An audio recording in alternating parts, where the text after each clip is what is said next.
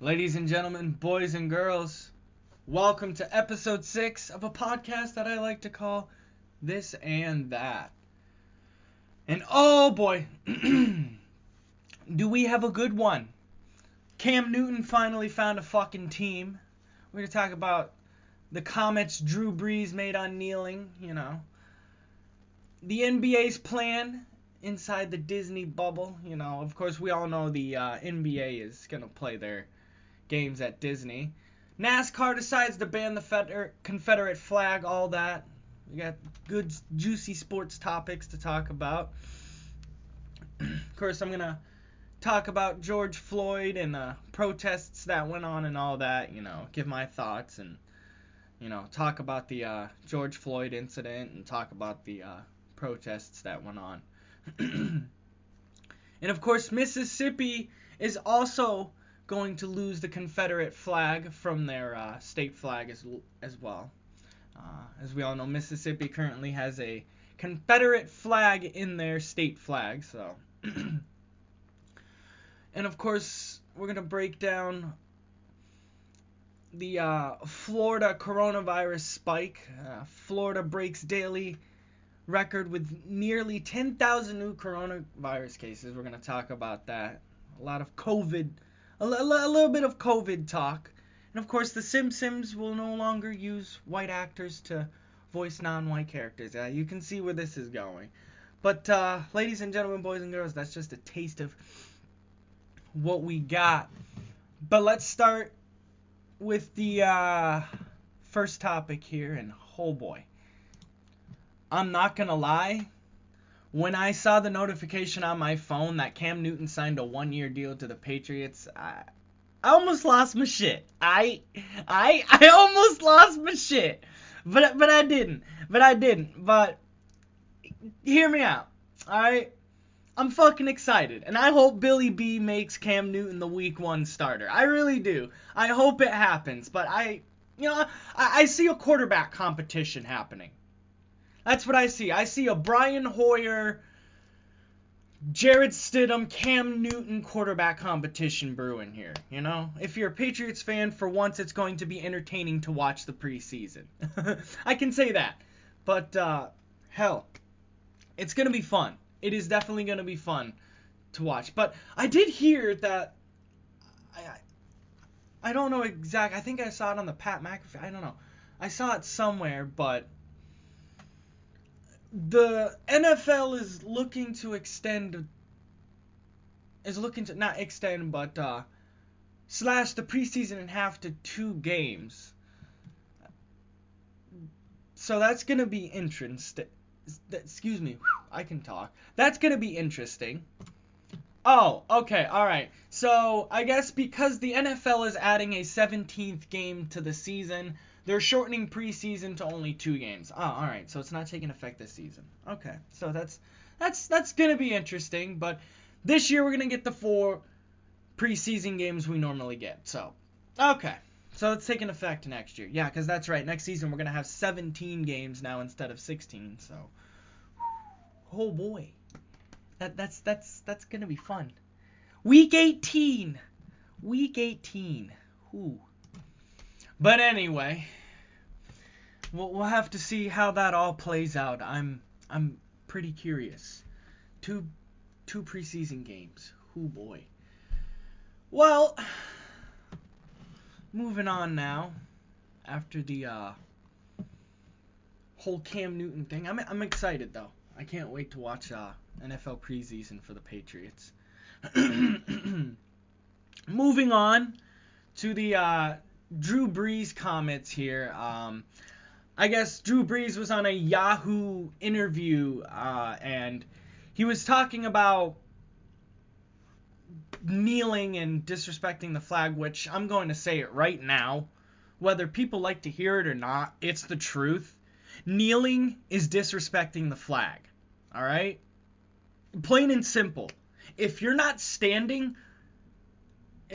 just standing during the national anthem, or if you're not standing with your hand over your heart, or if you're not standing and saluting, if you're doing other than that, then you're disrespecting the flag. Okay? It's simple as that. And what's funny is I've realized before the George Floyd incident went down, apparently it was not okay to kneel during the national anthem, but after all this George Floyd stuff went down, it's now okay to disrespect the flag. It's now okay to kneel. It's not. It's like what the hell? It's like I thought kneeling was disrespectful, but apparently not. Now that this George Floyd stuff went down, apparently just because of, well, not just because of that, but it feels like after that all happened, it's like it's become okay to kneel, you know. But honestly, I agree with Drew Brees' comments, but apparently Drew Brees had to apologize. Drew Brees apologized Thursday for his comments that were insensitive and completely missed the mark when he reiterated his opinion to Colin Kaepernick's kneeling during the national anthem in 2016. Which, again, I'm going to say this as well. The Colin Kaepernick kneeling BS, yeah, that was bullshit. All right? I support Cap's movement and all that, but him kneeling, think about it, you're basically kneeling on the clock, you know? You're kneeling while you're on the clock, and you're on the clock, you're doing your job, you know? And that's not the time to protest, you know? Protest on your own time, not while you're on the clock. And that's what Kaepernick failed to do. Again, I'm all for Kaepernick's movement, and a lot of people are saying the reason why he's not in the NFL, which I kind of agree, but if you think about it, the team in front of him was garbage. It was because he sucks. He's not that great of a quarterback, which in a way I kind of do agree, but in a way I kind of disagree, because if you think about it, the teams he had in front of him kind of declined, and the teams he had in front of him sucked. Yeah, he had a good Super Bowl team in front of him, but then everyone decided to, call it quits and all that, so hey,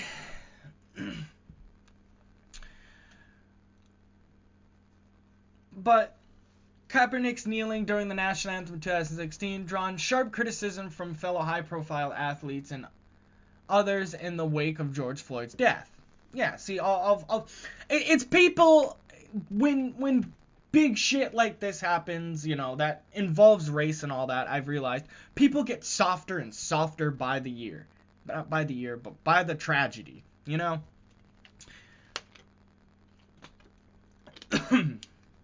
Excuse me.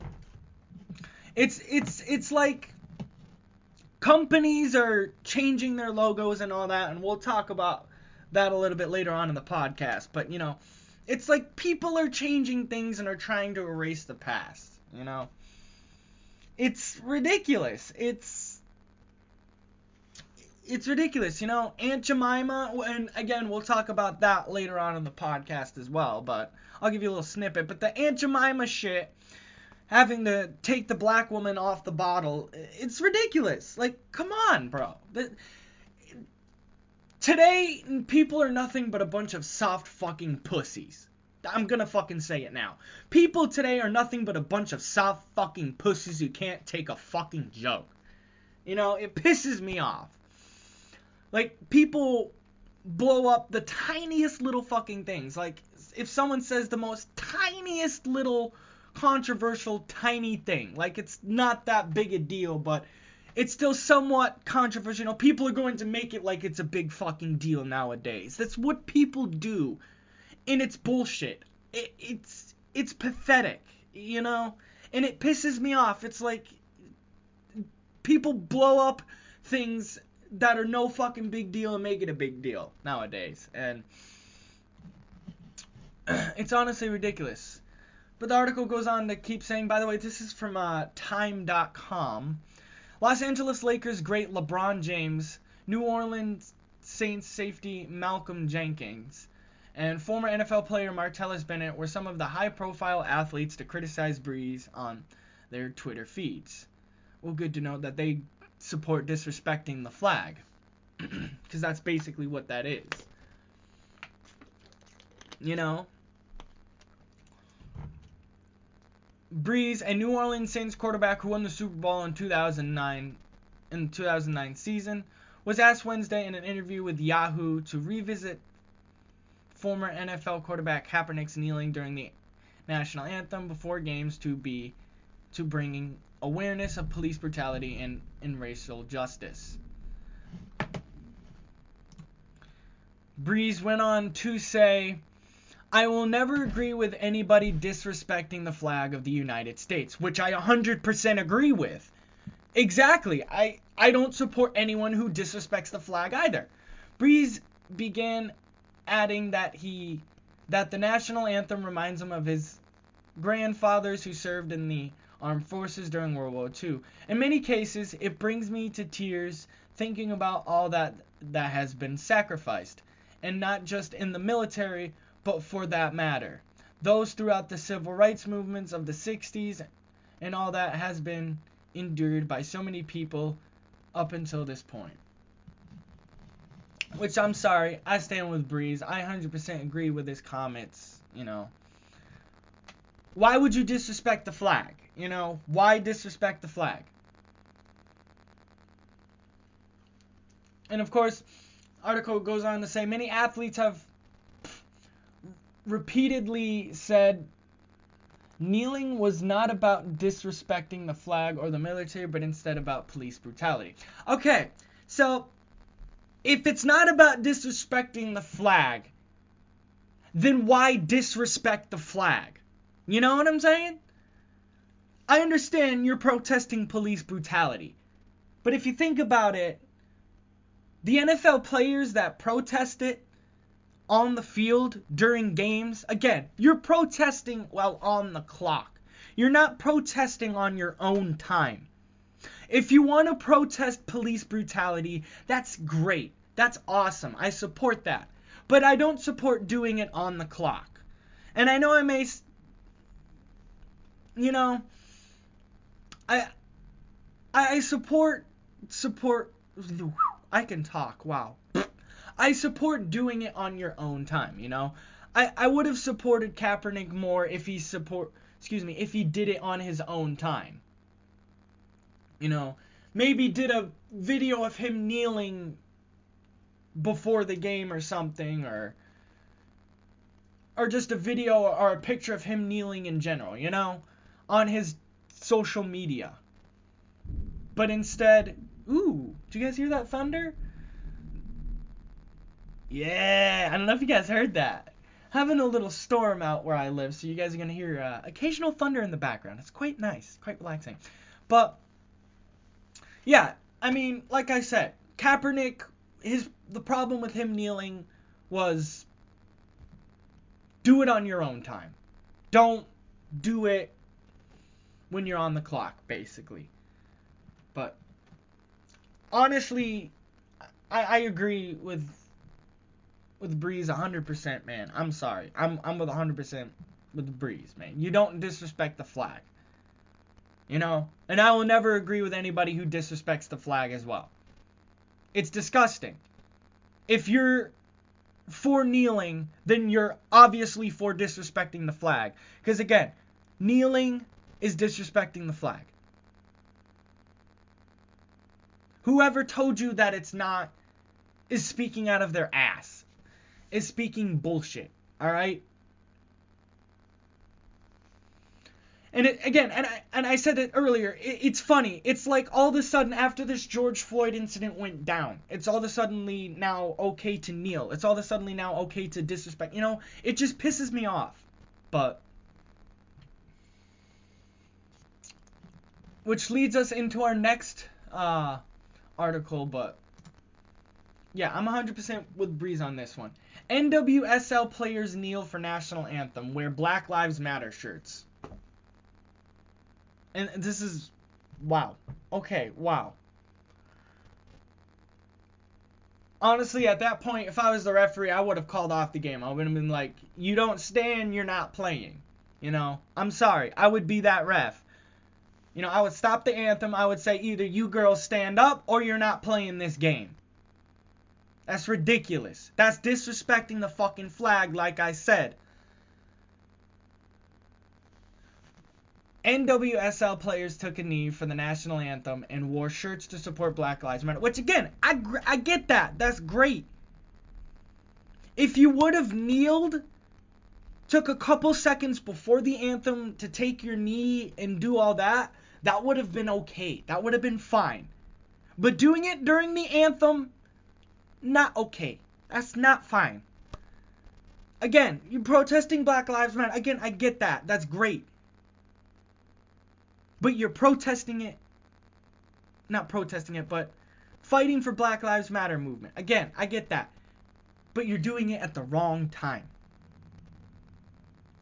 Again, I understand what the movement is. I understand what it's all about and all that. But again, the time to do all this kneeling shit and the time to, the time is not during the time we respect our country. It's not the national. Let me get this shit straight. All right, let me get this straight. The national anthem is a time to respect our country. The national anthem is a time to represent our country. The national anthem is a time to honor America. It's not just a time to honor the flag, it's also a time to honor America. Honor America as a country itself, But this shit disgusts me. The NWSL Challenge Cup kicked off amid plenty of focus at the first major sports league in the USA to resume play during the coronavirus pandemic. Yeah, fuck the coronavirus. All 22 players took a knee for the national anthem before kick. As players all wore shirts supporting the Black Lives Matter movement. Again, I get it. You're supporting a Black Lives Matter movement. You're kneeling and all that. But what I'm not cool with is you're disrespecting my flag. What I'm not cool with is you're disrespecting my fucking country. I'm not fucking cool with that. I have a problem with that. I have a problem with people who want to disrespect my fucking country. Okay? That's what I have a problem with. And I'm sorry, what these motherfucking girls were doing right here was 100% disrespecting the fucking country. Again, I understand why you're kneeling, and I understand what movement you're kneeling for, but the time you were doing it was not right. Okay? That was not the right fucking time to kneel. It would have been great if, hey, take 5 or 10 seconds to take a knee before the national anthem to protest for Black Lives Matter, then hey, that would have been fine. But again, no. They chose to disrespect the flag, and they chose to disrespect the country and do their protest during the national anthem. It's ridiculous. Again, if I was the referee, I would have said, hold on, went over to the team, said, you either all stand up or you're not playing this game. I don't care what have happened to me if I was a referee. I don't care what would happen. I would have went over to the team, and when I said to them, you're going to stand up for the national anthem or you're not going to play this fucking game at all. It's ridiculous. It's disrespectful. People need to get it through their fucking skulls. Kneeling is disrespectful. It is not respecting the country whatsoever. Alright? If you're not doing anything but standing for the national anthem, you are disrespecting the country. If you are sitting, if you are kneeling, you are disrespecting the country. Anything but standing with either your right hand over your heart or saluting the flag is disrespectful. Okay? Can we get that through your fucking thick skulls? And just because this George Floyd situation happened doesn't make it okay to disrespect the fucking flag. Okay? Because it seems like people, all because this George Floyd situation went down, it's now okay to disrespect the flag. It's now okay to kneel and protest for black. No, I'm sorry.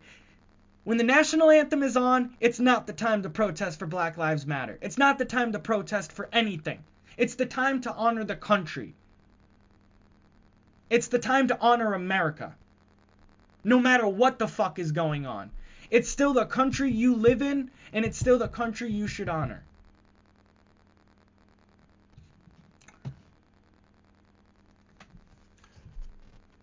But I can't be bothered to go on with this disgusting fucking article anymore.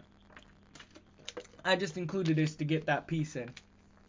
But, anyways, moving on now to sports reopening in the United States here. This is from CNBC.com. Inside the NBA's plan to make money and engage fans in the Disney bubble. Yeah, no thanks. I'm good. Fucking ad. It is on to phase 2 for the National Basketball Association's reopening after the league finished the first phase by finalizing comeback plans for a season suspended by COVID-19. The league's Disney World Bubble campus will host 22 teams in an effort to crown a champion and will proceed with the season despite the increase in COVID-19 cases throughout Florida, which we will also talk about that a little bit here later on. NBA Commissioner Adam Silver spoke to media members on Friday and discussed how the league would continue if COVID-19 cases spread inside the bubble. He said if cases reach a certain point, that ultimately might lead us to stopping the season. I think we might just want to get it down on the ground and start to see how our testing is working and how the protocols are working. And then we'll make a decision as we go. Silver said, yeah. Alright, so play it along as we go and see what the fuck happens. And so the show goes on. The NBA is headed to Orlando to save some of its lost revenue, which is projected to reach $1 billion. If the remaining games are canceled, with players missing out on more than $600 million in salary, in addition to the pandemic,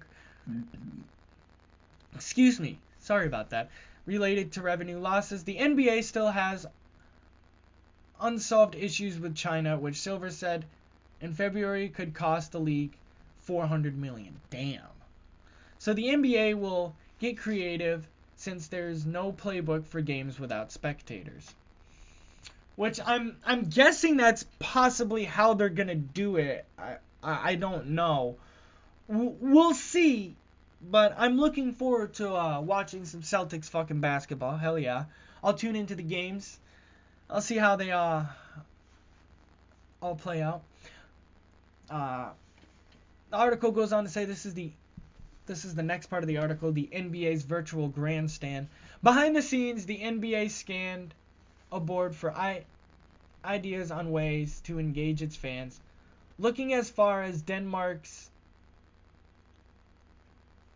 I'm not going to try to pronounce that. Denmark's AGF, where the soccer league invited 10,000 fans to watch via a Zoom video broadcast. Oh, that's cool! Fans signed up for tickets and were paired on Zoom calls that featured other fans in sections they would normally sit with during games. Oh, that's cool! NBA Deputy Commissioner Mark Truman said who oversees the league business affairs hinted at ideas like AGF's, which is being called the world's first virtual grandstand. Okay, I get it. So basically people would pay tickets and then they get into a fucking Zoom call with people who would normally sit in that area of the stadium, and then you guys would watch the fucking game together. I'd have to look more into that. Damn, if I knew that, if I saw that article around, I would have included that in the podcast. But that's awesome. Fucking. Oh, now that I think about it, fucking. It's a Clippers-Lakers game. Oh God, Clippers Bunch of fucking Clippers and a bunch of fucking Lakers fans in a Zoom call. Oh, God. Because you know they're going to mix both fans. I hope they mix both fans together. They probably do. Oh, God. Lakers and Clippers fans in one Zoom call. Yeah, you fucking something. You fucking... I'm sure they probably have people moderating it, though. But, yeah. That's a way, I guess. Oh, God. I'm just thinking about the idea of that, but yeah, oh boy, Lakers and Clippers fans together, oh boy. Whew. But yeah, I guess the NBA plans to come back in Orlando, so we'll have to see how that goes. Oh boy, we will have to see how that goes. That's going to be interesting. That is going to be pretty interesting. But moving on, NASCAR. Oh boy. We all know what happened throughout NASCAR with the Bubba Wallace shit and all that, but NASCAR bans Confederate flag at all events and properties. Which, hell yeah, that's what's up. You know? And they show a picture. Oh no, that's a video, but I'm not going to play that. This is also from CNBC.com. But auto racing giant NASCAR said Wednesday that it is banning the display of the Confederate flag at all of its events and properties. The announcement is sure to be controversial with a number of NASCAR fans, some of whom to continue to display Confederate flags and symbols at racing events, even 5 years after the organization asked fans not to do so. Which, that's fucked, man. You're basically, I'm sorry. This is how the fuck it is. If you fly a Confederate fucking flag, or you have a Confederate fucking flag in your house, you're basically advertising that you're a racist. Alright? I'm sorry, because if you support the Confederate flag, then you're basically supporting racism. Because that's basically all that fucking flag is. Racism. That's all that flag stands for. Racism. Okay? It's disgusting that people even fucking fly it. And of course, hillbilly rednecks will go and say, oh no, it means something, some bullshit about fucking God and church and all that bullshit, which that's just their little fucking excuse to fucking, fly the damn flag, which on Facebook, I had this angry fucking hillbilly redneck yell at me saying, oh, your bullshit about Confederate flags is fucking wrong. Do your fucking research. It's about God. It's about peace. It's about this. I'm like, yeah, no. You're the one who needs to do their fucking... Which, of course, hillbilly rednecks are fucking idiots anyways.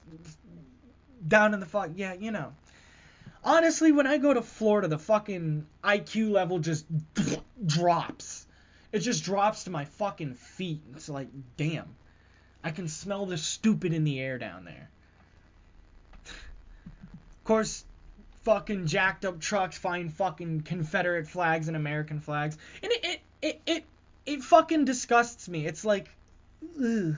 It makes me cringe to see an American flag and a rebel flag flying next to each other. It's like, the two flags you're flying don't go together, right? We kicked your ass fucking twice. Basically, let's put it this way. If you fly the fucking Confederate flag, you basically don't love your country. Because you're basically telling the world that you support traitors. You support people who weren't American, un-American traitors, basically. You're advertising that you support. It's disgusting,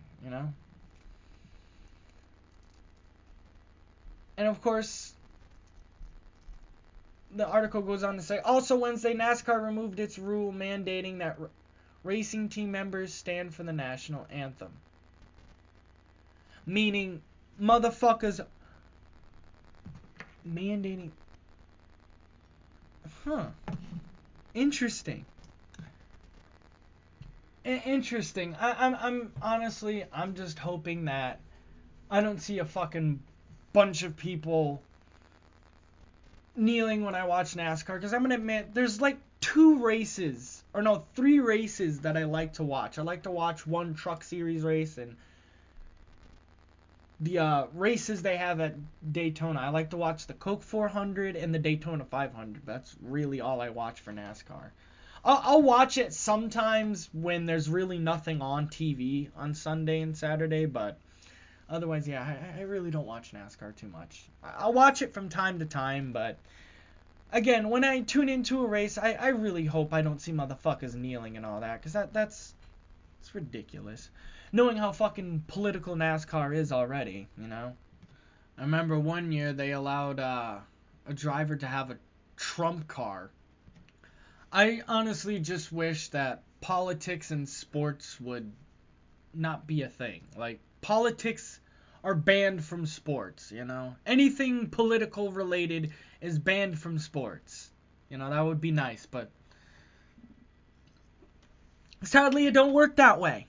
By the way, if you guys hear like a staticky noise or a noise, that's my stupid shitty microphone I'm using. You know, I gotta work with what I got, you know? But yes, NASCAR is deciding to can the Confederate flag from all their races, so that is good.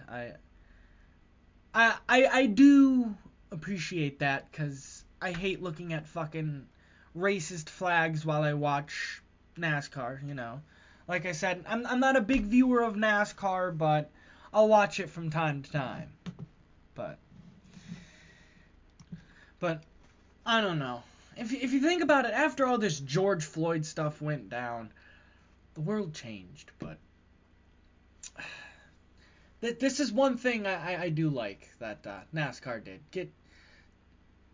And of course, I hope the track security and everyone at the race that's an employee at the track make sure that no one has a Confederate flag fucking flying, because these fucking hillbillies are gonna make sure that they find a way to have their racist ass flag fucking flying on their trailers at the race, you know? It's ugh. You know? And of course they'll say, oh, but it's Southern pride, oh, but God, Jesus, it stands for God, it stands for something about Jesus, which is bullshit. That's just, you know. It's just something they make up to defend them flying the flag, because, you know, we all know it's a racist fucking flag. We all know it's a flag of traitors. It's a disgusting flag. It's a flag that should be fucking burned and not allowed to be flown anywhere, honestly. Oh, but it's erasing American history. Yeah, I know that. I get that. But it's a flag of traitors, alright? You know? But anyway. Moving on. This is from the usatoday.com. I saw this article and I thought it looked interesting. I'm like, you know what? Yeah, we'll include this. We'll give this a look. So, the notable NFL players changing teams in 2020. And again, this is from usatoday.com. Of course, they say Cam Newton. The very first one is Cam Newton signed with the New England Patriots. Previous team, the Panthers. Of course, they have Gronk and Brady on here, the Bucks. Brandon Cooks traded to the Texans. Oh. So basically the Texans traded for Cooks. Oh, okay. All right. What are the Rams dismantling that fucking team? They're like, all right, yeah, we ain't winning with this shit. Wide receiver Robbie Anderson agreed to a deal with the Panthers. Previous team, the Jets. Tyler Eifert agreed to a deal with the Jags. He used to play for the Bengals. Hopefully Gardner Minshew pans out. Let's see. Emmanuel Sanders agreed to terms with the Saints. He used to play for the 49ers, so that's a bit of a loss for the Niners. Todd Gurley agreed to a deal with the Falcons. Yeah, that's right. He was a free agent. He used to play for the Rams. Melvin Gordon agreed to a deal with the Broncos. He used to play for the Chargers, so that's a big hit. Two big hits to the Chargers here, as they also lose Phillip Rivers. He goes to the Colts. Teddy Bridgewater, we all know he was with the Saints. He agrees to a deal with the Panthers, so we all know he's probably going to be the starting quarterback. Xavier Rhodes signed a deal with the Colts. He used to play for the Vikings. Darius Slay, I'm actually pretty happy about this. To the Eagles, previous team from the Lions. So the Birds beefing up that cornerback depth. I like that. That's probably going to be our new starting cornerback at number one. Our number one cornerback. Von Bell agreed to a deal with the Bengals, former team, the Saints. Bengals doing everything they can to get better there. Cornerback Quinton Dunbar goes to the Seahawks. He used to play for the Redskins. Clinton Dix agreed to a deal with the Cowgirls. He used to play for the Bears.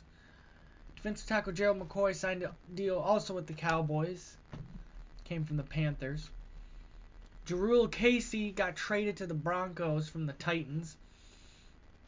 Cornerback Chris Harris Jr. agreed to a deal from the Chargers. Used to play from the Broncos. Tight end Jason Witten, ex-Bronco. Bronco. Duh. Ex-Cowboy. Cowboys are finally giving up on Witten. They said, yeah, fuck you, buddy. We're done. So Witten is finally going to a new team. He agreed to a deal with the Raiders. Previous team was the Cowboys. Malcolm Jenkins got the fuck out of Philly and went to the Saints. Josh Schobert, linebacker, agreed to a deal with the Jags. So it's a little hit to the Browns there. Offensive tackle Brian Bugla. Who? Well, he agreed to a deal with the Chargers. He used to play for the Bucks, but of course the picture shows him with the fucking Packers. Dante Fowler agreed to a deal with the Falcons. He was with the Rams at one point. Bro, I tell you, the Rams are cleaning up fucking shop, bro. Letting a lot of guys go. Trading away Cooks. Defensive tackle Linval Joseph agreed to a deal with the Chargers. He used to be a Viking. Robert Quinn agreed to a deal with the Bears. He used to play for the Cowgirls. Ashawn Robinson agreed to a deal with the Rams. He used to play for the Lions. Rashad Perryman agreed to a deal with the Jets. He used to play for the Bucks. Devin Funchess agreed to a deal with the Packers. He used to be a Colt. Corey Littleton agreed to a deal with the Raiders. He used to play for the Rams. Stephon Diggs got traded to the Bills. DeAndre Hopkins obviously traded to the Cardinals. Byron Jones agreed to a deal with the Dolphins. Danny Shelton agreed to a deal with the Lions. So Matt Patricia trying to get more expatriates. Matt, buddy, just because they played for the Patriots don't mean they gonna pan out in your system, man. Come on. Quit signing expatriates here. Because Danny Shelton ain't that too bad. Oh, Kyle Van Noy to the Dolphins. That's a big hit to the Patriots defense. DeForest Buckner got traded to the Colts from the 49ers. DJ Reader agreed to a deal with the Bengals. He used to play for the Texans. James Bradbury agreed to a deal with the Giants. He used to play for the Panthers. There you go. Jack Collin agreed to a deal with the Browns. He used to play for the Titans. Randall Cobb agreed to a deal with the Texans. Previous team was the Cowgirls. Running back David Johnson traded to the Texans. That's right. That was the what the fuck was it? That was the Hopkins trade. Calais Campbell traded to the Ravens from the Jags. Former Pro Bowl cornerback A.J. Bouye was traded to the Broncos from the Jags. Damn, Jags cleaning up house too. Fuck. Tight end Jimmy Graham signed with the Bears. He used to play for the Smackers. Marcus Mariota agreed to a deal with the Raiders. Previous team was the Titans. Dontari Poe agrees to a deal with the Cowboys. Used to be on the Panthers. Javon Hargrave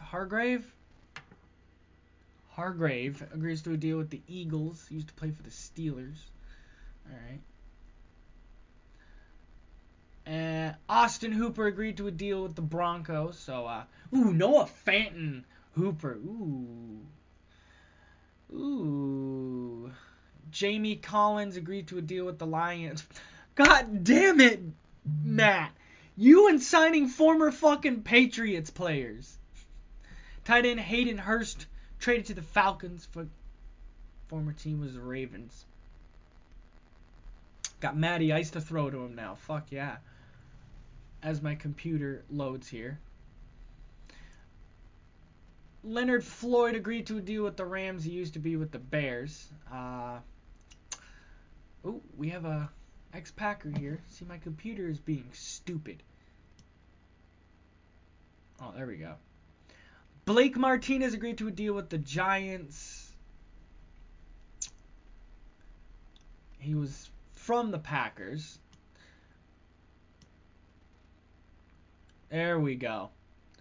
Andrew Billings signed with the Broncos. Shaq Lawson agreed to a deal with the Dolphins. And Josh Norman signed with the Bills. Desmond Trufant agreed to a deal with the Lions. Jordan Phillips to the Cardinals. But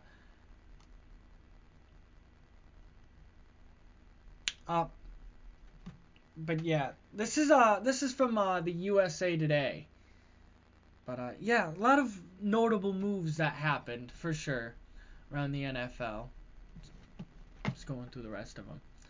But Eric Ebron signed a deal with the Steelers. Oh, there you go. I'm just gonna scroll through them and just. Okay, no, I'm not gonna say that name, but yeah. An ex-Eagle signed with the Haloti Vatai signed with the Lions, but not bad.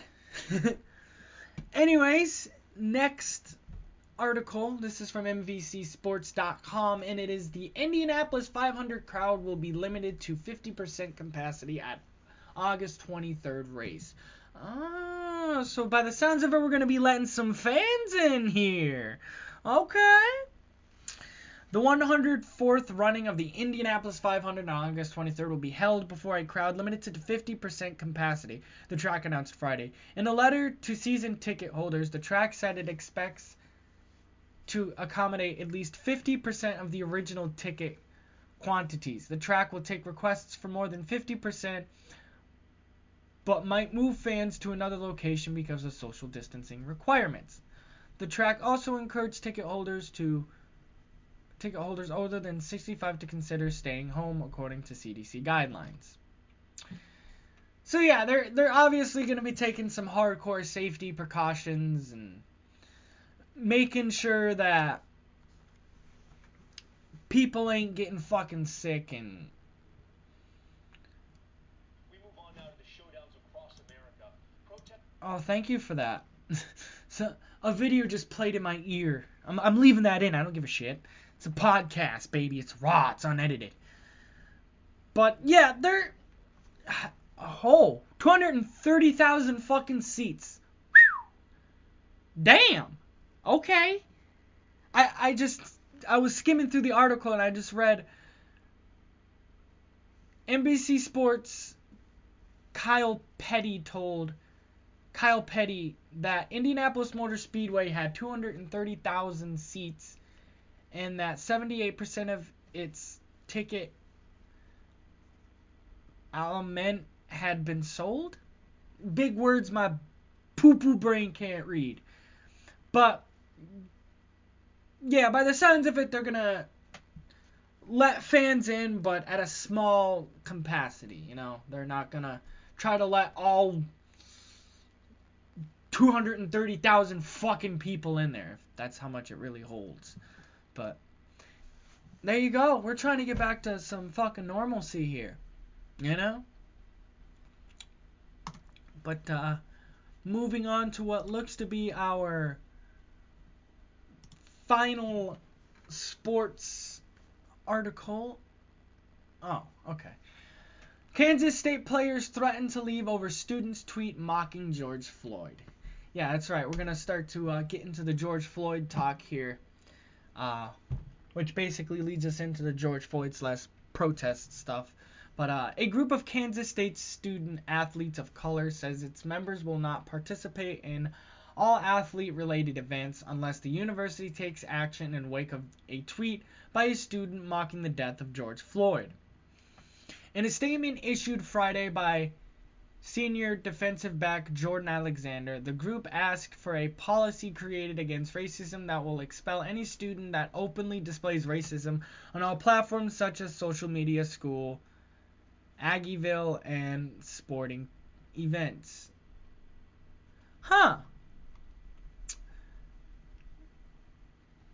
Christina Carr, a junior guard on the women's basketball team, posted a similar statement with the same requests to her Twitter account, promising not to play if those steps aren't taken. Which, yeah, I get it, man. It's fucked, bro. Stupid fucking people out there doing stupid fucking shit is basically what this is, man. You know, this George Floyd incident has been crazy, but it was terrible, man. I'm not gonna lie. It was a fucking terrible thing to see. It was heart-wrenching, you know. Honestly, I'm going to admit, my respect for the fucking police has dropped way more now than I had for them before, you know. I've had a couple encounters with the police, but not really many. I've had honestly, yeah, not really too many encounters with the police. Like, I've recorded a time that a police officer was talking to me, you know, was like asking me stupid questions. Like, I have it on video, but I'm not gonna post it to my YouTube. But basically, the officer asked me, "Oh, where are you going?" And I'm like, and this was fucking. I'm like, oh my god, this guy is stupid. Because I knew what he was doing. I knew what the fucking cop was trying to do. He was trying to spark something here. He was trying to create a reason to get out of his car and put me in cuffs. That's what the fuck police do. You know, when they go up to you and just start questioning you. They're looking for a reason to put you in cuffs. They're bored. That's what they do. But honestly, what the fuck the cop asked me is like, "Oh, where are you going?" I'm like, "I'm going to the gym." And the most stupid thing he fucking asks me is like, "Oh, what gym is that?" When literally the gym I was going to was like right in front of me. It was the Anytime Fitness. Like, there was an Anytime Fitness right in front of you, dumbass. I'm like, "I'm going to the Anytime Fitness right in front of you, duh." He's like, "Oh, okay." Like, I literally, the whole time, I just kept walking. But honestly, this whole George Floyd situation it's ridiculous, man. It's heart-wrenching. It's terrible. It sucks. It's disgusting to know that it even fucking happened, you know? It hurts me to know that it even happened, man. And again, I understand why people kneel, and I understand, you know, the whole movement and all that, but it's all ridiculous. And not to mention the fucking protests, too. The protests were honestly, in my opinion, just straight out flat stupid. Ridiculous. They weren't even protests. They weren't even proving no point at all. They weren't even getting nowhere with them. All it was just innocent business owners losing their stores. That's it. That's all it was just innocent store owners losing their stores. What? And I think about it like, what the fuck did these innocent store owners do to you? You know? Like, what the fuck did they do to you to deserve that? Nothing, honestly. It just pisses me off that people do that kind of shit. It's ridiculous. It's disgusting. I honestly want no part in it. You know? It's disgusting. You know? But it is what it is, I guess. You know, it happened. It can't be undone. You know?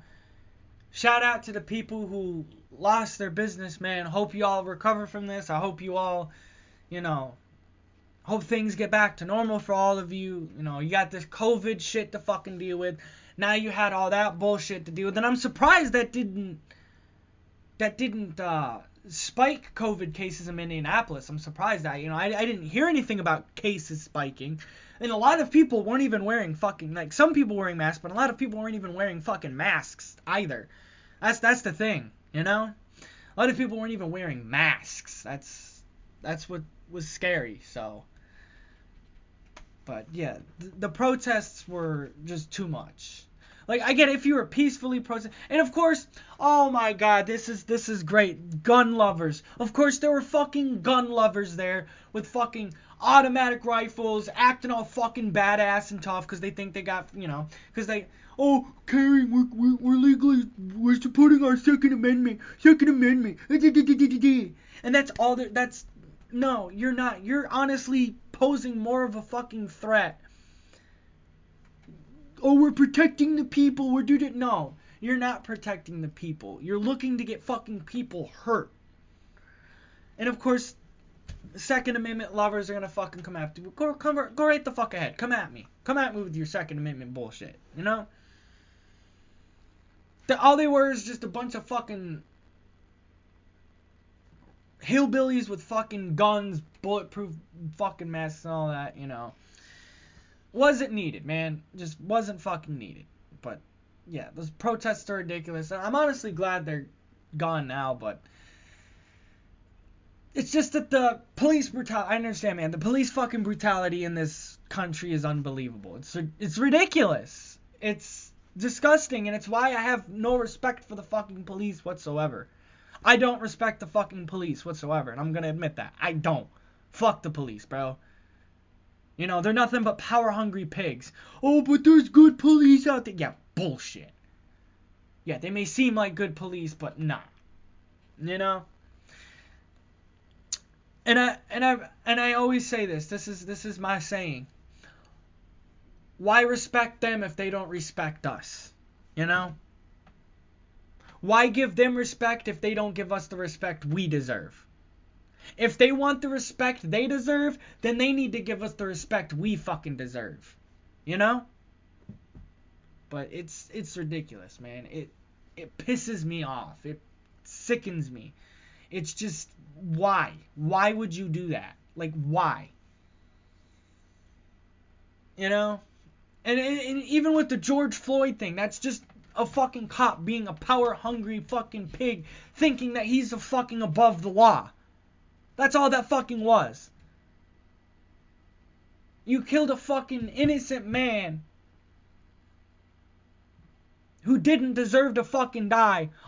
The only reason why he died was because you think you're fucking above the law. And I'm glad his fucking ass is rotting in fucking prison, bro. The motherfuckers, all four of the motherfuckers got locked up, but I think one of them is out on bail. I don't know how many are out on bail, but I know one of them was out on bail. And of course, this fucking lady, oh my god. You know, I'm not defending these police officers or nothing. Fuck them. They can go rot in the grave. But of course, there's this fucking lady on social media who decided to record a fucking video. I guess she was in Minneapolis and she found the cop at a grocery store or some shit getting food, and she decided to fucking go up and start. I'm sorry. You motherfuckers probably saw the video, but I'm sorry, she was harassing him, bro. Like, alright, we get it. he did the crime. Yes, he should be held accountable. Yes, honestly, I think he should be in prison. But I'm not going to fucking go up there, say shit to his face and fucking harass him like that and put a fucking camera in his face, you know? Honestly, people who fucking do shit like that woman did are just looking for fucking internet points, bro. They're looking for their little 15 seconds of fame on the fucking internet. You know, that's all that bitch wanted. She wasn't proving no fucking point. She wasn't doing anything other than harassing the guy. And again, I'm not trying to defend the fucking cop, because fuck him, he's a fucking scumbag. Yeah, I know he was a rookie and he was following orders, but bro, there was something he could have done. You know, he could have possibly took an action to prevent what the fuck went on. But yeah, I feel it from both sides, you know? It sucks. It's ridiculous, man. But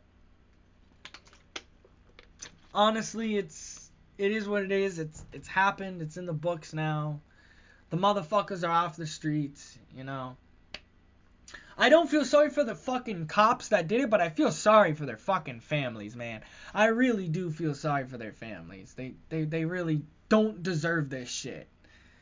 You know, but that's what happens when you deal with power-hungry fucking cops. And that's exactly what those 4 fucking cops were. Power-hungry fucking cops. But anyway, moving on from all the George Floyd talk, this is from abcnews.com. Look away, Dixie, Mississippi to lose rebel emblem from flag. Another Confederate fucking flag. That's right, the Mississippi state flag has the Confederate fucking flag on it. Mississippi lawmakers voted Sunday to surrender the Confederate battle emblem from the state flag, more than a century after white supremacist legislators adopted the design a generation after the South lost the Civil War. Which, come on, bro. The fucking South lost. Mississippi, like, come on. And honestly, I looked at the Mississippi flag when it had the fucking rebel flag on. I looked at it, I'm like, ugh. Like, really? That's your state flag? I would feel ashamed to be in a fucking state with the fucking rebel flag as their state flag. Man, I would be, ooh. I'm glad they're changing it, man. I'm glad they're taking the right step and changing it. Spectators cheered and applauded after the historic votes in the House and Senate.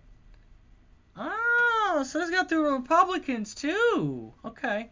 Each chamber had board Presbyterian support for the landmark decision. Republican Governor Tate Reeves said he will sign the bill and the state flag will lose its official status as soon as he acts.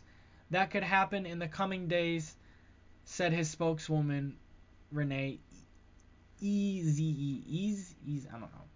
But fuck yeah, man. That's what the fuck is up, yo. Shout out to Mississippi. You know, huge fucking shout out to Mississippi, man.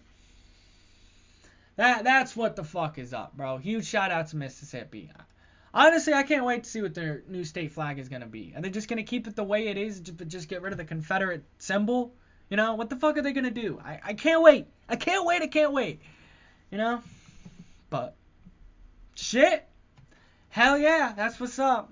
You know? Get rid of that fucking traitor symbol off your flag, bro. That's all that is. It's just a fucking traitor symbol. That's all that flag is. It's just a traitor's fucking flag. But shout out to Mississippi. You know? But speaking of Republican-led states here, Florida breaks daily record with nearly 10,000 new coronavirus cases. I wonder why. Ron DeSantis. Counting its record-breaking week, Florida has reported 9,585 new positive COVID-19 cases, shattering the previous day record of 8,942 cases. The state's total now stands at 132,545 cases. Hospitalizations have hit 14,136 according to Florida Department of Health. Nearly 3,400 people have died in Florida from COVID-19. And what's funny is they're trying to open shit the fuck back up. Florida broke its own record for new daily cases most days last week. The state also broke its own testing record on Friday, administering more than 78,000 tests. Conservative politicians, including President Donald Trump and Florida Governor Ron DeSantis, have blamed recent spikes on the higher testing rates. Yeah. Okay. Yeah. Okay. Basically, blame something else for their fucking mistakes, doing what typical Republicans do. And I love how it's Donald Trump doing it as well. Yeah, no, we didn't do that. No, that wasn't us. Nah, that wasn't us. The alarming surge in cases has forced DeSantis and other government officials to reconsider the state's reopening plans, which they should. Because a lot of fucking places are open way too early. I'm back in my home state of Massachusetts, and currently, as of the time I'm recording this, we are currently in Phase 2, Part 2. Gyms aren't even open here yet, as of the time I'm recording this. In Florida, gyms are now fucking open. Here in Mass, gyms still aren't even open yet. Which I'm hoping they open up soon, because... Shout out my Twitch, JMosh420, go follow. Because I'm going to be doing some workout streams, but... shout out Twitch, go follow that. But the alarming surge in cases has forced DeSantis and other government officials to reconsider the state's reopening plans, which had, until now, pushed ahead on Friday. DeSantis issued an order banning all bars from serving alcohol, and on Saturday, Miami-Dade County announced it's closing all beaches for 4th of July weekend. Damn fucking straight. Excuse me, because if you think about it, 4th of July weekend is going to draw in a lot of people. And I mean a lot of people. Yeah, 4th of July weekend is a big time for COVID cases to spike. So, good for DeSantis on that one at least. At least he's being somewhat smart about this. DeSantis' efforts are now mainly targeted towards young people. He basically said, what we've seen practically over the last week is a real explosion in new cases among our younger demographics, he told reporters.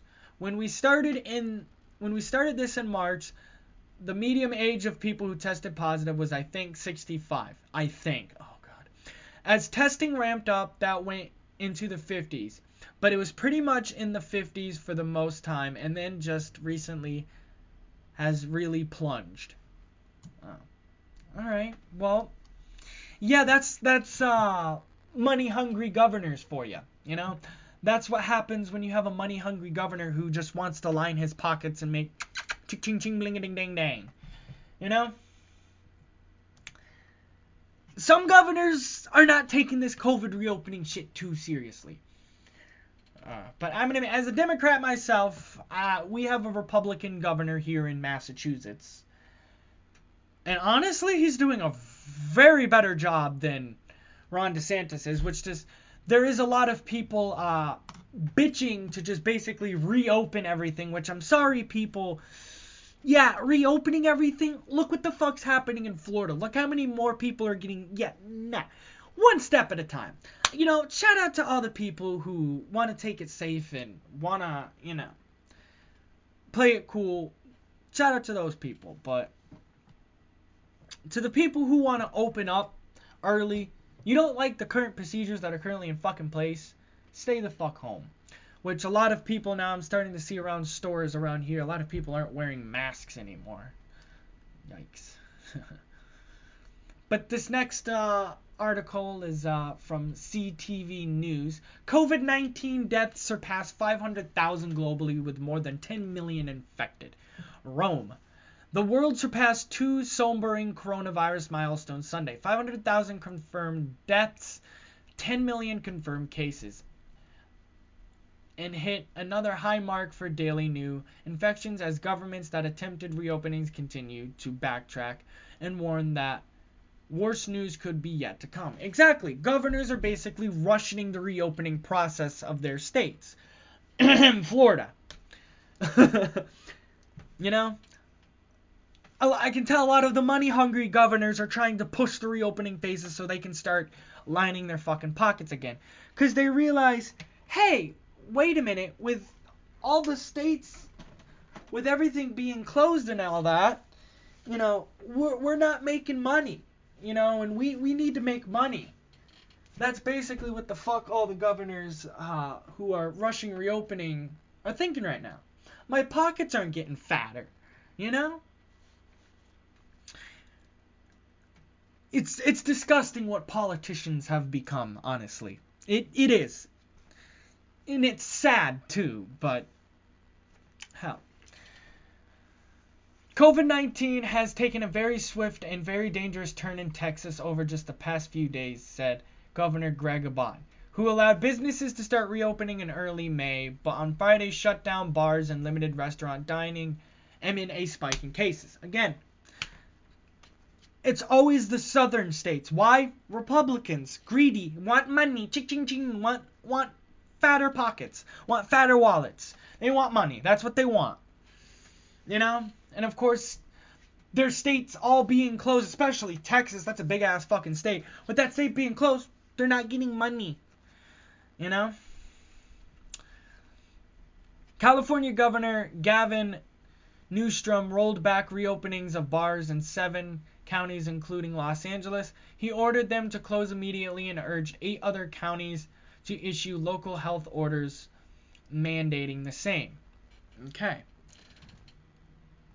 More Florida beaches will be closing again to avoid further spread of the new coronavirus as officials try to tramp down on large gatherings amid a spike in COVID-19 cases. Florida Governor Ron DeSantis said interactions among young people are driving the surge. Really? I'd love to know where the fuck he got that information from, but honestly, the reason why we're having so many spikes is it's governors in states rushing the reopening process. You know, the reopening process isn't meant to be rushed. It's meant to be taken one step at a time. You know, honestly, right now, Florida should also be in phase 2. That's just my opinion. Honestly, I think Florida should still be in phase number 2 right now. But I don't know. Enough COVID talk for now. We move on to our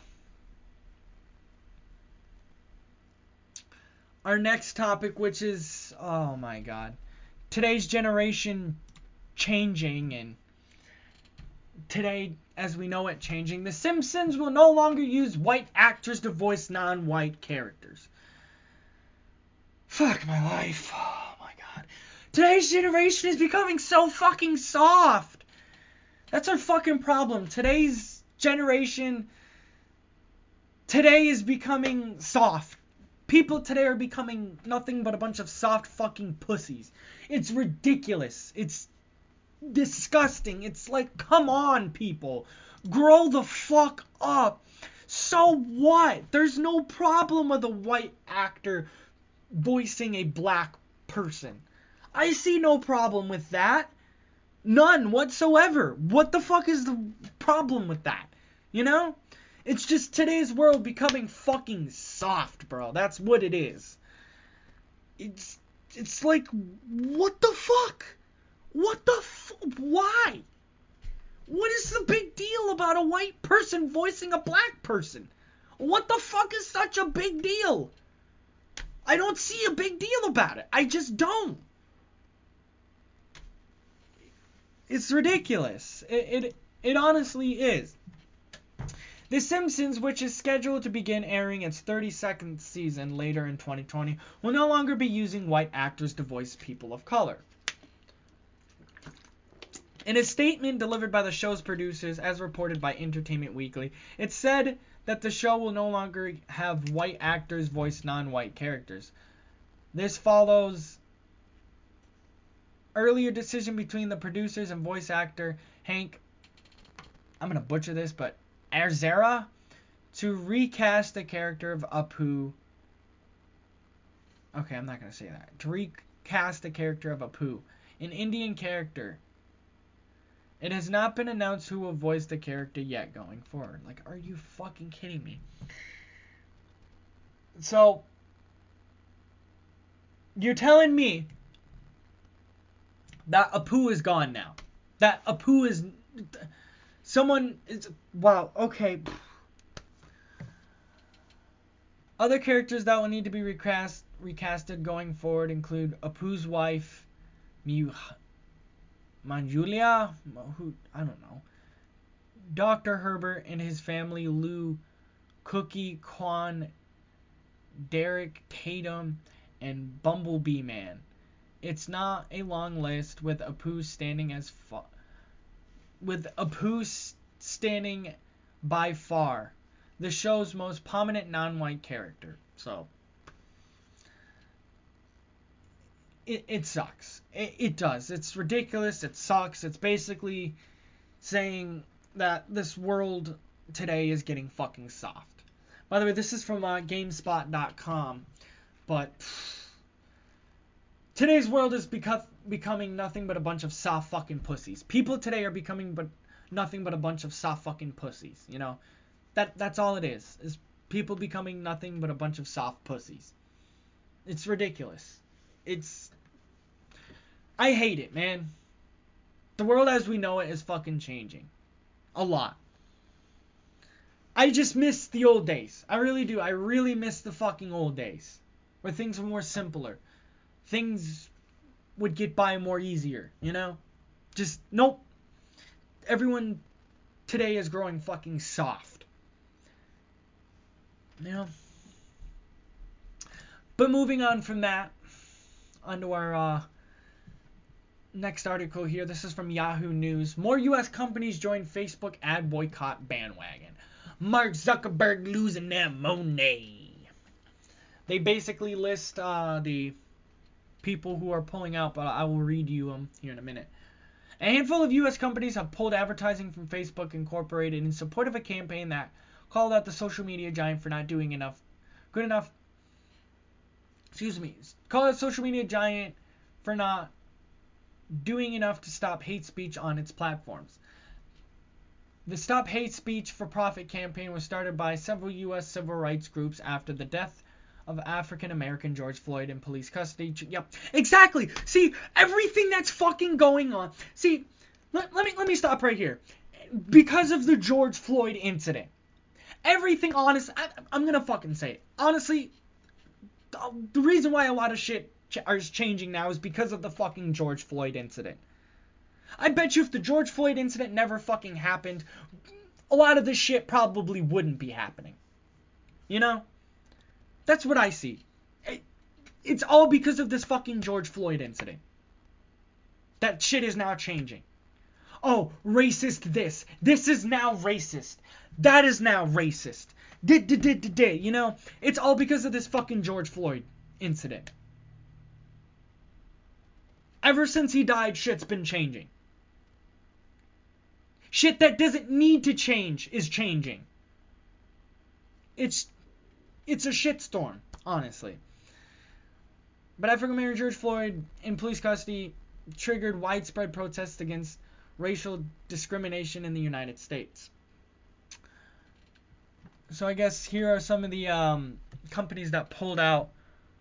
Unilever PLC, Verizon, The North Face, Ben & Jerry's, Dishalani, what? Eddie Bauer, Aline Fisher, Goodbye Silverstein, Magnolia Pictures, Pastagonia, okay, these names, Rucknin Fiber, Recreational Equipment Incorporated, Upwork Incorporated, and that's about it. Holy names. I'm butchering everything. I'm not very good when it comes to pronouncing things. But yeah, Mark Zuckerberg is losing that ching-a-ling-a-dang-dang. Poor Mark. Losing money. Anyways, let's get into some YouTuber drama here. This is a first here on the channel.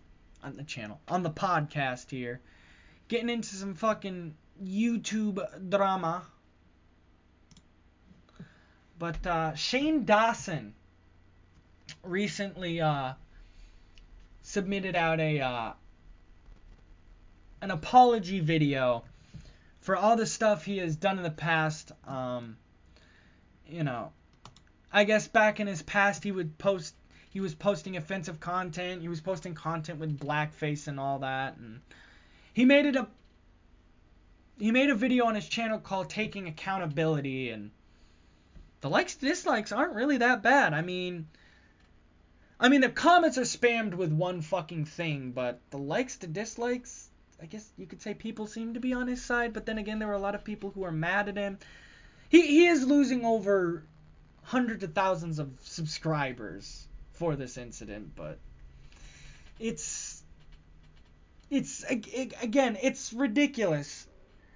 It's ever since this George Floyd shit is happening, people are now, bringing up shit from the past, trying to cancel people who did shit in the past. And, the shit he's being called out for is stuff he did many years ago.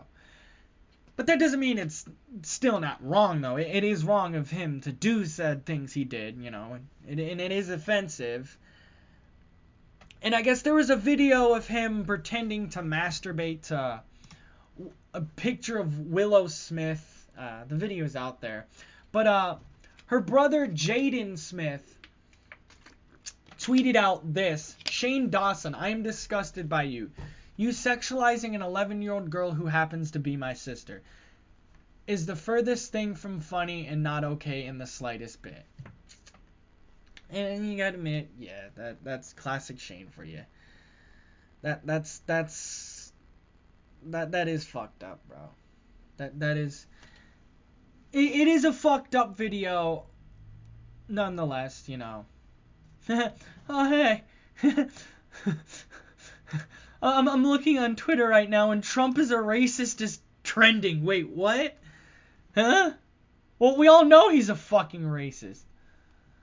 Wait, what did he say? Hold on. Can anyone believe that Princeton just dropped the name of the Woodrow Wilson from their highly anticipated policy center? Now the do-nothing Democrats want to take the name off.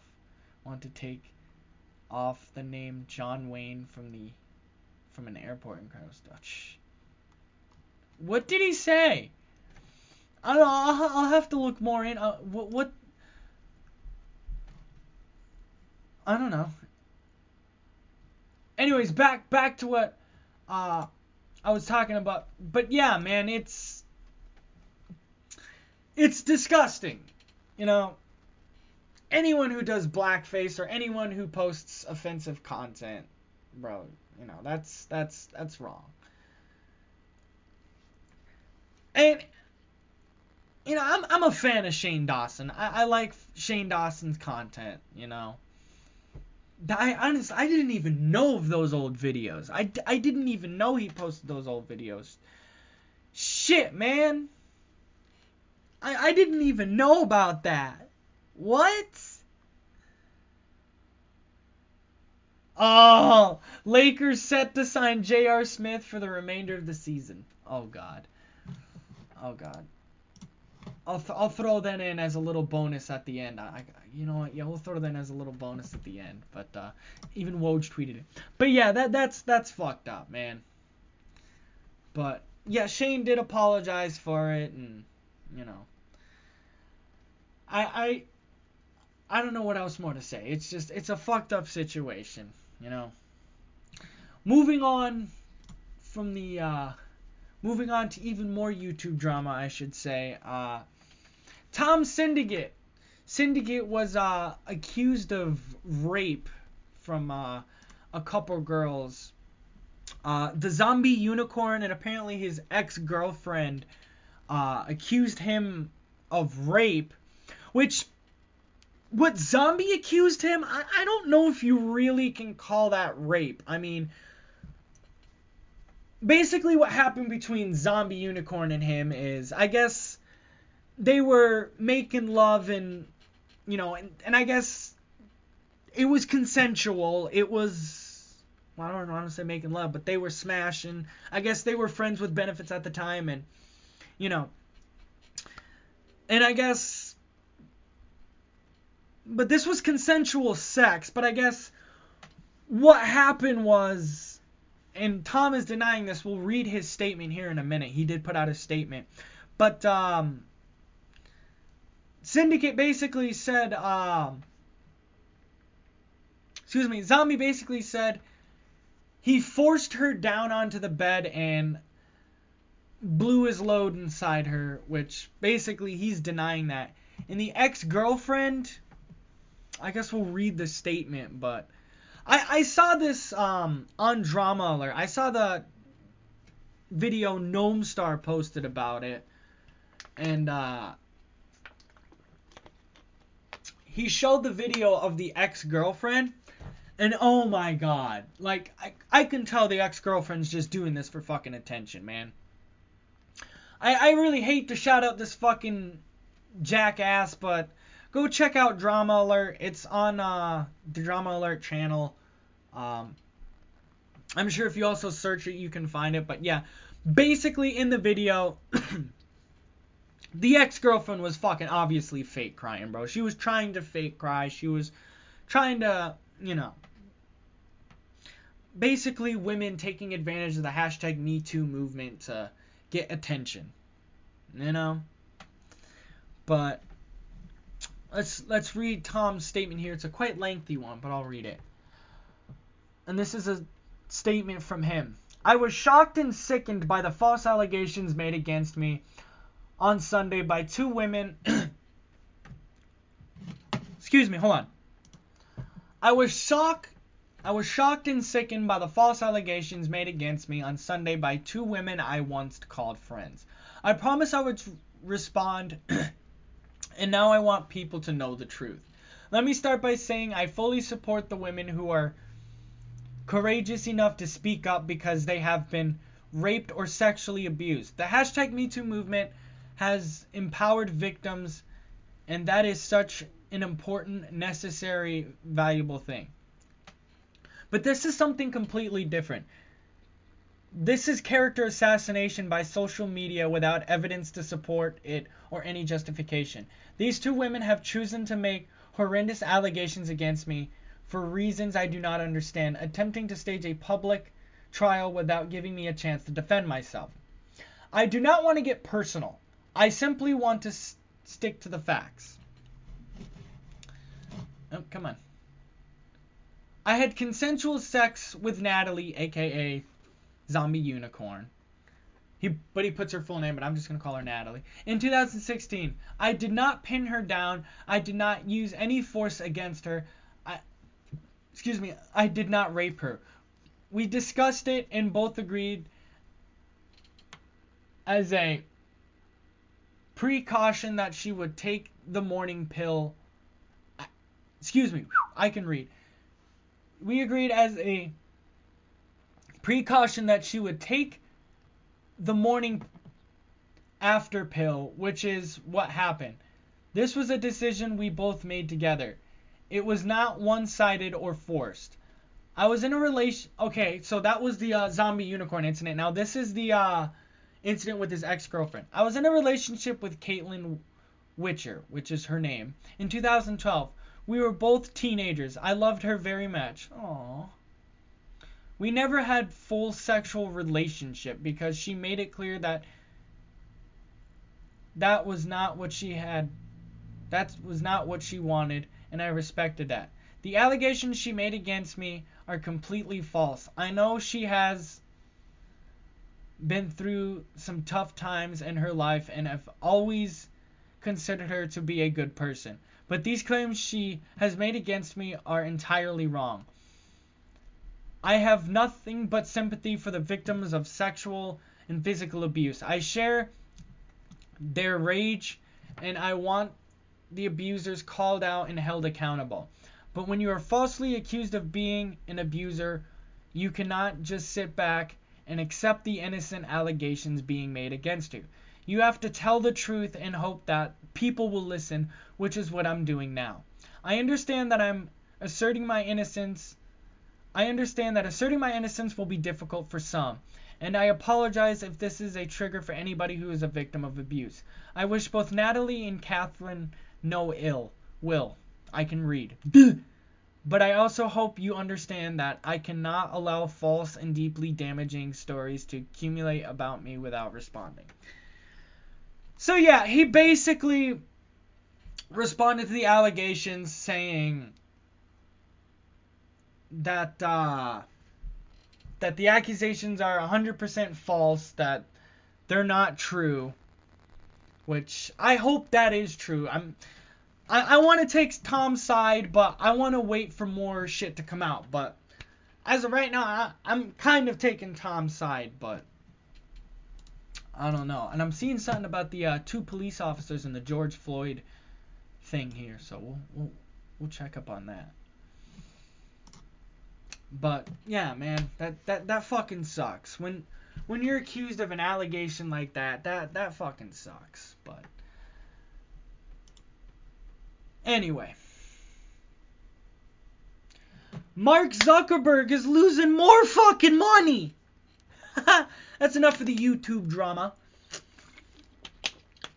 Mark Zuckerberg has $7 billion wiped off his fortune as Coca-Cola halts all social media advertising for 30 days. Oh boy.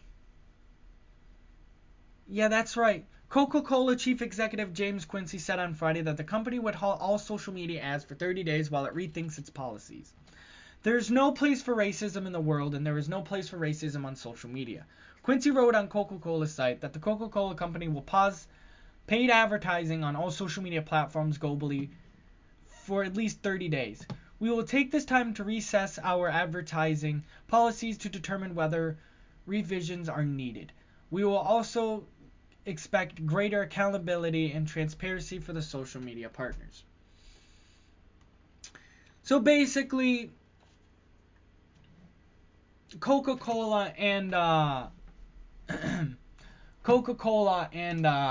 Starbucks as well. Starbucks is also pulling out and going on this. Starbucks is the latest company to pause advertising across social media platforms. So a bunch of freaking companies are pulling out of social media,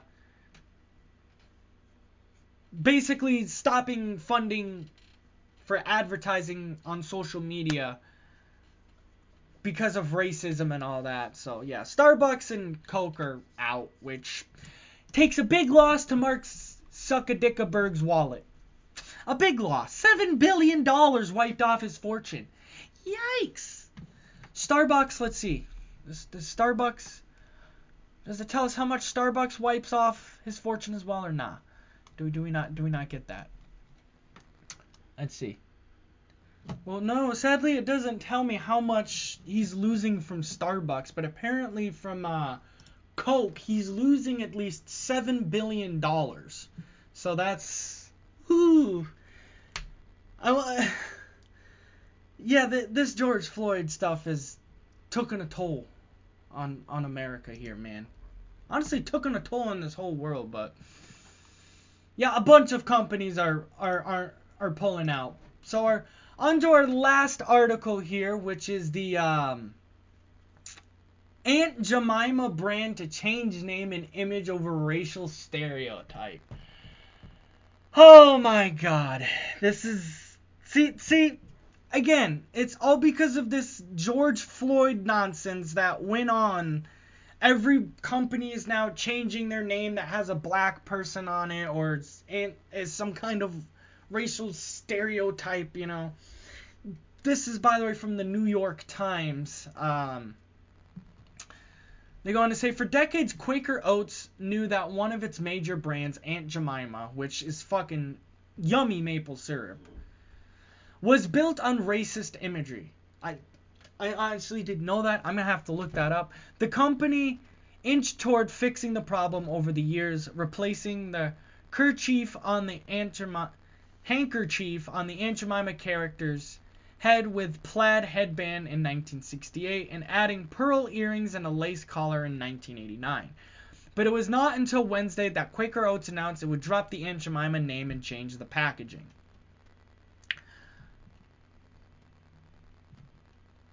The decision to remake the pancake mix and syrup brand, which was founded in 1989, caused 1989 came as widespread protests against racism have riverbended throughout the country, leading to changes in corporate world and toppling of statues depicting Confederate leaders.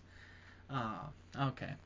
Quaker Oats, which has been owned by Pepsi Company since 2001, announces decision on Aunt Jemima days after a TikTok video describing the brand's history. So all because of a TikTok video. All because of a simple shitty fucking TikTok video. You're gonna listen to some motherfucker on TikTok. Okay, hold on, let me read this. Quaker Oats, which has been owned by Pepsi Company since 2001, announces decision on Aunt Jemima days after a TikTok video describing the brand's history was shared widely on social media. In retiring the name and character, the company acknowledged that Aunt Jemima's origins were based on a racial stereotype. Oh my god. So basically, this is just an example of the world getting softer and everyone becoming nothing but a bunch of soft fucking pussies. That's basically what this is. I mean, again, I may have to look more into this, but honestly, this is just... A lot of companies are doing this too. It's ever since this George Floyd thing went down, it's basically flipped the whole fucking world upside down, man. It's basically flipped a lot of shit upside down. Even coronavirus has flipped a lot of shit upside down. A lot of shit right now in honestly, the whole year of 2020 has been flipped the fuck upside down if you think about it. You know? You think about it, the whole year of 2020 has been flipped upside down. And it's like, wow. Is this what 2020 has come to? But throwing in just a couple more because I thought these were interesting. Lakers set to sign J.R. Smith for the remainder of the season. So, Henny God got another motherfucking job. NBA insider Adrian Wojnarowski tweeted out this.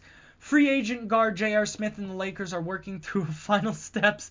Oh no, I just realized LeBron and J.R. again. Oh no. LeBron and JR back together once more. Oh, Lakers are working through the final steps of a deal today, and he will be added to the roster for the Orlando restart, sources tell ESPN. Oh boy. That's going to be interesting. And then the final piece today, by the looks of it, ex-Minneapolis police officers charged in George Floyd's killing appear in court. Of course, four ex-officers back in court in George Floyd's death. Four former Minnesota police officers. This is from Twitter, by the way. The J.R. Smith, and this is from Twitter. Minnesota police officers charged following the May 25th killing of George Floyd appeared before a Hennepin County judge on Monday in a hearing to determine the next step in their respective trials. Judge Peter, we'll call him Judge Peter because his last name I'm going to butcher, like a fucking butchering meat. Peter set a likely first trial date for March 8th of 2021. Damn! March 8th of 2021? Fuck. Oh god, looking at their fucking faces, they look like power-hungry fucking pigs. Well, the one who killed George Floyd and... the one who killed George Floyd looks like a major fucking asshole, bro. Like, man. Fuck, man. This George Floyd shit is crazy. That's all I'm gonna say, is this George Floyd shit is crazy. But anyways, ladies and gentlemen, boys and girls, that is episode 6 of This and That podcast. It was a good one nonetheless. I enjoyed it. It was fun to make. Make sure you follow the podcast on Spotify. Subscribe to my second channel on YouTube, Boston3233, as they will be posted there a month after the... I normally don't do a very good job of posting the podcasts afterwards, but yes, episodes 5 and 6 will be both posted, so I'm going to be posting them back to back. But follow the podcast on Spotify. Also, now you can finally follow it on iTunes as well. It would be better if you just search my name, Jeremy Mosier. Boom, it will pop up. There it is. But yeah, Spotify, iTunes, Anchor.fm/Jeremy Mosier, and YouTube, Boston32332. But anyways, ladies and gentlemen, boys and girls, that's going to do it for episode 6 of This and That podcast. I hope you all enjoyed, and I'll catch you all next time.